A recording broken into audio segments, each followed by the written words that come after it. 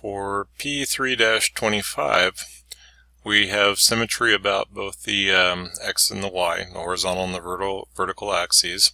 So if I were to draw one quadrant and then mirror my geometry, I would get the entire shape.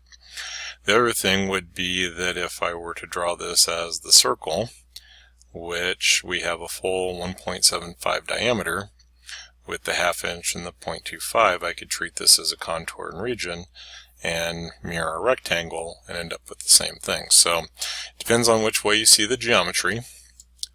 Let's fly this out of the way, and I will probably go with option 2 here. So this is an inch part, and we're drawing on the front.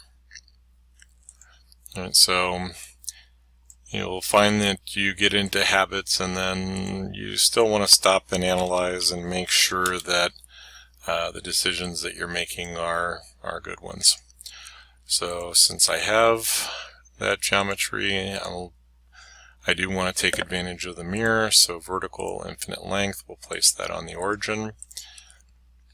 And then my rectangle, we'll go with the corner rectangle. And for this geometry, I'm going to make the outside tangent to the circle so it will touch. And I'm going to find the midpoint, so right-clicking on the line and selecting the midpoint, and then going to the origin will make it horizontal. We have a height then of 0.5 from center line, so 1 inch overall. And from center line to the base, 0.25. Okay. And then I can select the entire rectangle window pick, but we haven't really done anything with the select chain, so select chain says everything that's connected. So as the geometry gets more complicated, then select chain would be another option to the window crossing and the window inside. Alright, so we'll mirror those entities and extrude. When I pick my geometry, I think I'm going to do this one as a midplane because it will help with the notch in the center. And its overall is 3 inches. And we'll go ahead and accept.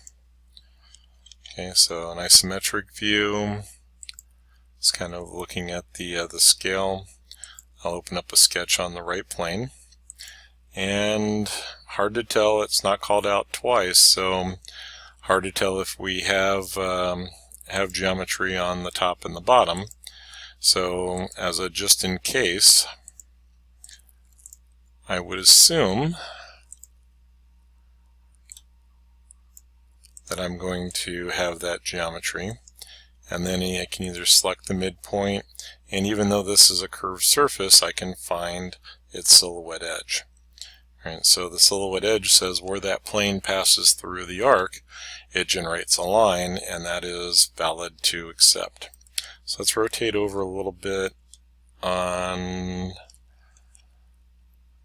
axis, and if I hold down the control and drag carefully, it's a little bit hard to pick that up, but you can see where the silhouette edge passes through the cylinder.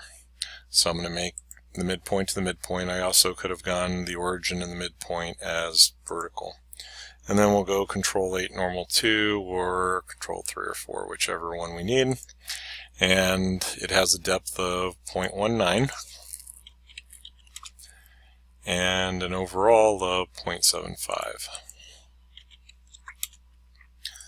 Okay, so if I window pick from right to left, I can do the mirror. And then, again, with the isometric without a call out of 2 times, I don't know that I need that geometry, so I'm going to switch to construction geometry. It makes it very easy that in a design review or in any type of get it into the assembly and see that it is something that's needed, I can add it in very quickly. So we'll extrude cut, and it is showing as a blind in condition, so if I were to tell it through all, that gets half, we need to activate the direction 2 as a through all as well, and then that will complete the cut. Okay, we'll save this and go on to the next.